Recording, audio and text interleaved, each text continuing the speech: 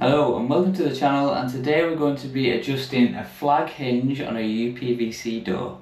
So the problem we've got is we try and shut the door and it's catching, can't seem to close it. Looking from the outside you can see that it's catching on here. You can see that there?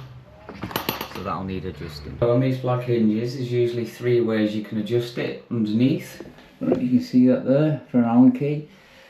On the side and also on the top. There's normally 3 of these on your door. If we was to adjust the bottom one, we can just place the Allen key and turn it. That will lift the door up and down. If we was to adjust the side one, that will pull it in and out. And if we was to adjust the top one, that would give it more and less compression in against the seal. Your door might be a little bit different, but you can see there's a little entry point there which we can just flick that off. And essentially there's the Allen key.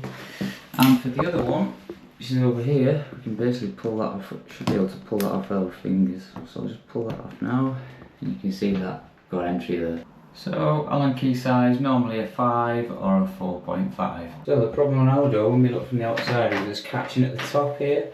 So I know that the door probably needs to come in. So if I was to turn it clockwise, the door would come out. If I was to turn it anti-clockwise, it should pull the door back in. So we're going to have a go at that now. I'm going to take the Allen key, insert it, and now that's in.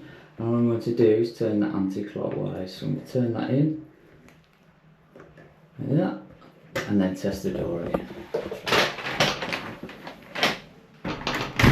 A little bit better, so one more, back in, anti-clockwise.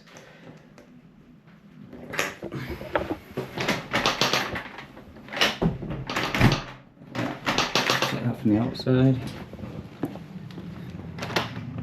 See it's no longer catching there.